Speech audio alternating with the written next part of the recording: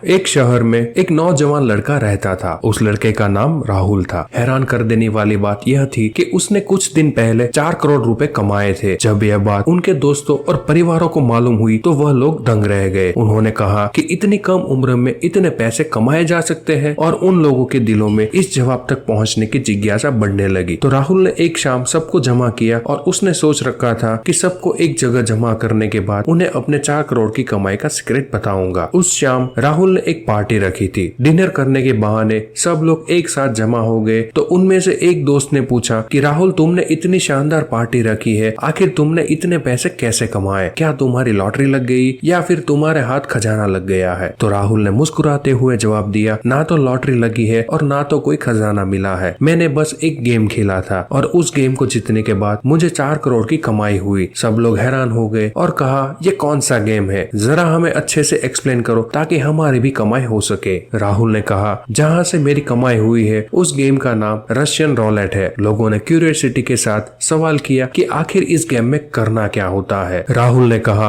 इस गेम में एक रिवॉल्वर के साथ खड़ा होना होता है। उस रिवॉल्वर के 5 स्लॉट को खाली छोड़ दिया जाता है और सिर्फ एक स्लॉट में गोली डाली जाती है और इस रिवॉल्वर को लेकर अपने सर पर गोली मारनी है। अगर गोली नहीं लगी तो आपको 1 करोड़ रुपए मिलेंगे और अगर गोली लग गई तो बेमौत मारे जाएंगे। बस मैंने इस गेम में 4 बार पार्टिसिपेट किया, लेकिन मैं मारा नहीं गया और मुझे एक दिन में 4 करोड़ रुपए मिल गए। इतना सुनने के बाद राहुल के परिवार वाले आग बबूला हो गए और उसको 2 चमाट लगाया और कहा कि एक तो तुमने इतना ज्यादा रिस्क गेम खेला और किस्मत से जिंदा बच गए, तो पैसे जीता और उसके बाद पार्टी में बुलाकर हमारा वक्त बर्बाद किया। शायद यह कहानी सुनने के बाद आपके दिमाग में सवाल पैदा हो सकता है कि यह कैसी कहानी है, क्या ऐसा असल जिंदगी में होता है? ऑथर जवाब में बताते हैं कि इस कहानी में हम सबके लिए एक बहुत बड़ी सबक छुपी हुई है। देखिए, राहुल ने अपनी जिंदगी में कैसे पैसे कमाए और उसने कितना ज्यादा रिस्क लिया, यह बात आप सब जान चुके हैं और वह उसकी जिंदगी है। लेकिन बात बिगड़ तब जाती है जब हमें राहुल की कहानी नहीं पता है, बस उसकी कमाई दिख रही हो। तो पूरी संभावना है कि उसकी कमाई देखकर आप भी ऐसे ट्रैप में फंस सकते हो। और असली प्रॉब्लम तब शुरू होती है जब राहुल 4 करोड़ कमाई का स्क्रीनशॉट लेकर लोगों को सेमिनार में बुलाए, गूगल पर एड्स चलाना शुरू कर दे और लोगों से कहता फिरे कि देखो, मैंने इस स्ट्रेटेजी से पैसे कमाए हैं। अगर आप भी 4 करोड़ कमाना चाहते हैं तो मेरे कोर्सेज बाय करें, जिसके लिए सिर्फ 5,000 देने होंगे। और राहुल ऐसा कहेगा कि मैंने कितनी आसानी से इतना सारा पैसा कमाया है, तो आप भी पैसा कमा सकते हैं। लेकिन अब एक तुलना करके देखते हैं। इमेजिन करें, अगर चार्ली मंगर, जिनके नेटवर्थ अरबों डॉलर में है, वह कोई ऐसी किताब लिखते हैं जिसकी कवर पेज पर लिखा हो कि आप कैसे 4 करोड़ कमा सकते हैं 30 सालों में, तो शायद आप बहुत कम लोग इनकी किताब को पढ़ेंगे। लेकिन अगर आज राहुल एक ऐसी किताब लिख दे जिसके कवर पेज पर लिखा हो कि कैसे आप सिर्फ एक दिन में 4 करोड़ रुपए कमा सकते हैं, तो इस किताब को हर कोई पढ़ना चाहेगा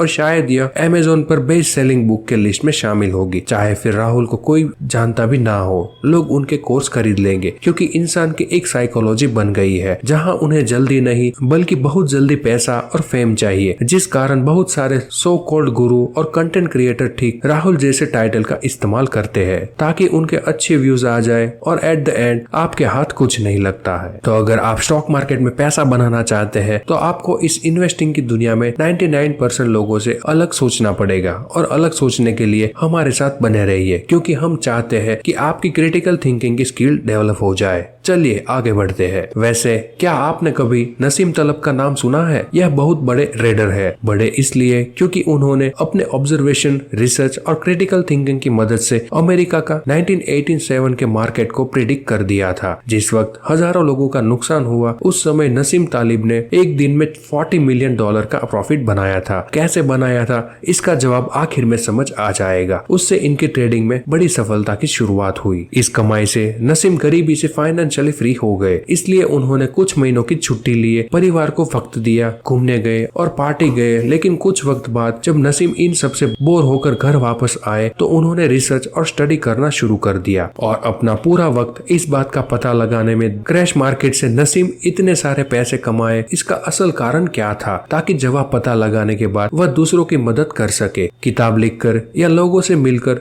लेकिन जब उन्होंने डीप स्टडी की तो उन्हें ऐसी बात पता चली जिसके बारे में अक्सर लोग सोचते तक नहीं है। तालिब को पता चला कि उन्होंने जितने पैसे कमाए थे वह उनकी स्किल की वजह से नहीं थे, बल्कि उस चीज में प्योर लक का हाथ था। कारण यही है कि उन्होंने अपनी किताब में यह नहीं लिखा था कि मैंने एक दिन में $40 मिलियन कैसे कमाए, बल्कि नसीम ने अपनी किताब का नाम फूल्ड बाय रैंडमनेस रखा, यानी कि वह लक की बात थी। कैसे, आगे समझते हैं। वैसे इस किताब में बहुत सारे लेसन दिए गए हैं। उनमें से एक है कि ज्यादातर लोग स्टॉक मार्केट में रशियन रोलेट की तरह गेम खेलते रहते हैं और उनको इस बात का एहसास तक नहीं होता कि उन्होंने कितना ज्यादा रिस्क ले रखा है, और जब एक वक्त हमारा लॉस हो जाता है तो एहसास होता है कि हमने कितनी बड़ी गलती की थी। फिर थक कर हाथ पर हाथ रखकर बैठ जाते हैं, लेकिन यह एहसास इतनी आसानी से नहीं होता है, बल्कि सारा पैसा वक्त बर्बाद करने के बाद हमें अपनी गलती का पता चलता है। लेकिन जो लोग इन्वेस्टिंग की दुनिया में सफल होना चाहते हैं वह उन लोगों को पढ़ते और ढूंढते हैं जिनकी गलतियों से वह सीख ले और खुद को माइनर नुकसान के रेंज में रखे। इसलिए आप इस वीडियो में बने रहे ताकि आप कामयाब ट्रेडर और इन्वेस्टर बन सके। चलिए इस वीडियो की 2 सबसे यूनिक और इम्पोर्टेंट लेसन को जानते हैं। पहला है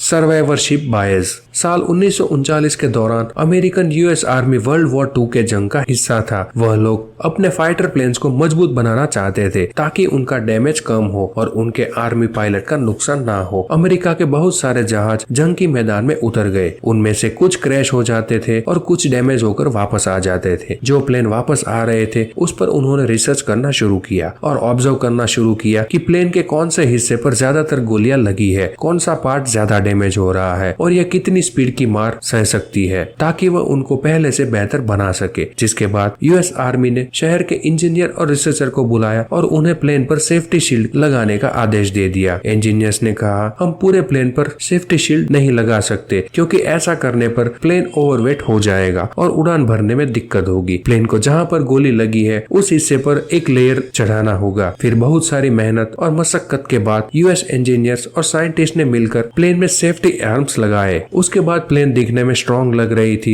लेकिन असल में इसका कुछ फायदा नहीं हुआ। गोलियां उसी जगह लग रही थी, मतलब पहले और अब के हालात में बदलाव नहीं आ रहे थे। तो यह सब देख यूएस आर्मी परेशान हो गई। फिर आखिरकार अब्राहम वॉल्ट नाम का एक स्मार्ट इंजीनियर को बुलाया गया, जिन्होंने यूएस ऑफिसर को सलाह देते हुए कहा, अगर आप लोग पायलट और प्लेन की जान बचाना चाहते हो तो आपको उल्टा काम करना होगा। मतलब कि जहां पर आपने बहुत ज्यादा सेफ्टी आर्म्स लगाए हैं उन्हें वहां से निकाल दीजिए और जो हिस्सा खाली रह गया है उन्हें वहां से ट्रांसफर कर दो, तभी आपका नुकसान कम होगा। यह बात वहां के लोगों के समझ नहीं आई और सोच के यह स्मार्ट होकर बेवकूफ वाली बात क्यों कर रहा है। लेकिन फिर यूएस आर्मी ने उस इंजीनियर के पहले कामों पर भरोसा किया और उसकी बात मानते हुए ठीक वैसा ही किया जैसा कि उनकी सलाह दी गई थी। जिसके बाद फाइटर जेट का क्रैश होना कम हो गया। तब जाकर अब्राहम ने ऑफिसर को समझाया कि यह तो आप तस्वीर देख रहे हैं, यह एक ऐसे जहाज का है जिसका काफी ज्यादा डैमेज हुआ था। मतलब गौर करने वाली यह है कि इसको इतनी ज्यादा गोली लगी है फिर भी यह सेफली वापस आ गया था। तस्वीर में दिख रहे रेड डॉट्स वह जगह है जहां पर गोलियां पड़ी थी और जो प्लेन सर्वाइव करके वापस आ रहे थे उनको इस हिस्से पर गोली लगी थी। असल में पहले इंजीनियर की टीम ने उस हिस्से पर आर्म्स लगाए और मजबूत बनाने की कोशिश की थी जहां पर प्लेन डैमेज को झेल सकती थी, तभी तो वह वापस आ रही थी। लेकिन जिस जगह पर रेड डॉट्स नहीं थे,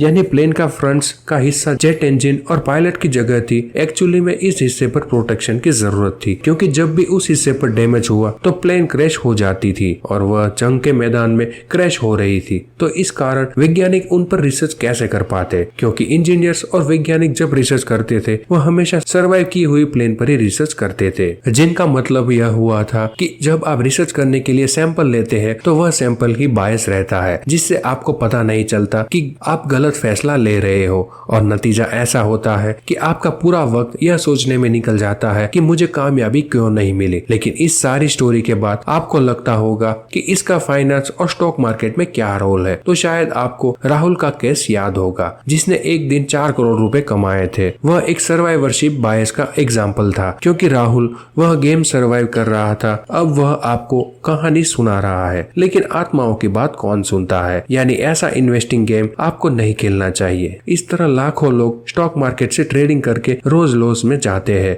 और उसकी भरपाई करने के लिए कोशिश करते हैं, लेकिन ऐसा करने से उनकी अकाउंट खाली हो जाती है और वह गरीब हो जाते हैं। गरीबी में उनको दिखाने के लिए कुछ नहीं होता है, उनकी बातें कोई नहीं सुनता है। लेकिन कुछ ऐसे गिने चुने लोग होते हैं जो किसी तरह पैसे बना लेते हैं। ऐसे लोग सो कॉल्ड गुरु बनकर आपको ट्रेडिंग के कोर्सेज सेल करने पहुंच जाते हैं और सिर्फ प्रॉफिट दिखाकर लालच देते हैं और यह बात नहीं जानते हैं कि उन्होंने कितना लॉस झेला था। और ऑथर लिखते हैं कि इन बातों को समझने के बाद आपके सामने कोई पैसे का स्क्रीनशॉट शेयर करे या रिस्की गेम विनर को मैनिपुलेट करने की कोशिश करे तो याद रखे कि उस बंदे ने पूरे सफर में काफी बड़े बड़े लॉस लिए होंगे, लेकिन आपको सिर्फ प्रॉफिट ही दिखा रहा है। स्टॉक मार्केट एक सर्वाइवरशिप बायस एक बहुत बड़ी इंपॉर्टेंट एग्जाम्पल है। चलिए अब बात करते हैं स्टॉक मार्केट के रिलेटेड सर्वाइवरशिप बायस का एक इंपॉर्टेंट एग्जाम्पल। नसीम बताते हैं कि मेजोरिटी म्यूचुअल फंड कंपनी जब एक नए फंड की शुरुआत करती है तो वह एक साथ बहुत सारी स्कीम लेकर आती है। जैसे किसी कंपनी ने the small cap mutual fund की शुरुआत की, जैसे कि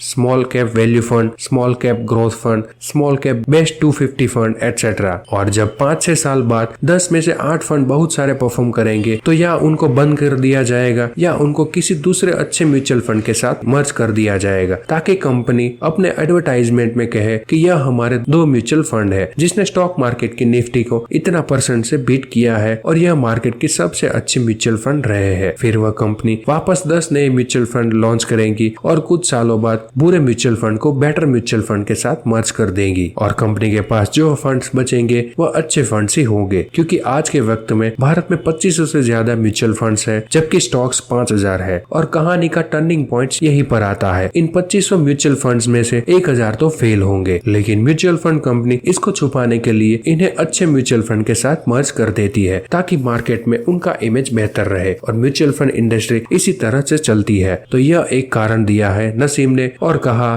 कि मैं आपको इंडेक्स फंड ज्यादा प्रीफर करता हूं, क्योंकि इंडेक्स फंड सेंसेक्स और निफ्टी को ट्रैक करती है जिस पर एक नजर होती है। अब आपको म्यूचुअल और इंडेक्स फंड की थोड़ी स्टडी करनी होगी, जिसके लिए हम आपकी मदद करेंगे। चलिए अब बात करते हैं lesson number 2, risk and reward. एक बार जब नसीम तालिब ट्रेडर का इवेंट अटेंड कर रहे थे तो नसीम ने एक आदमी से सवाल किया कि आपको क्या लगता है इस हफ्ते स्टॉक मार्केट कैसा परफॉर्म करेगा। तो नसीम ने जवाब में कहा, मुझे लगता है कि इस हफ्ते मार्केट ऊपर जाएगा। तो तुरंत एक दूसरा आदमी उन्हें टोक लेता है, तालिब सर, मैंने आज ही आपको देखा कि आप एक बहुत बड़ी शॉर्ट पोजीशन ले रहे थे, मतलब असल में आपने इस बात पर पैसा लगाया कि मार्केट इस हफ्ते नीचे जाएगा, तो अचानक से आपका माइंड कैसे बदल गया। तो नसीम ने जवाब दिया कि मेरा माइंड बदला नहीं है, मैंने जो बेट लगाई थी वह अपनी जगह पर मैंने पूरी रिसर्च करके लगाई है, मुझे कॉन्फिडेंट है कि मेरा उसमें अच्छा प्रॉफिट होगा। यह सुनकर लोग हंसकर कहने लगे कि ऐसा कैसे हो सकता है कि एक तरफ आप लोगों को बोल रहे हैं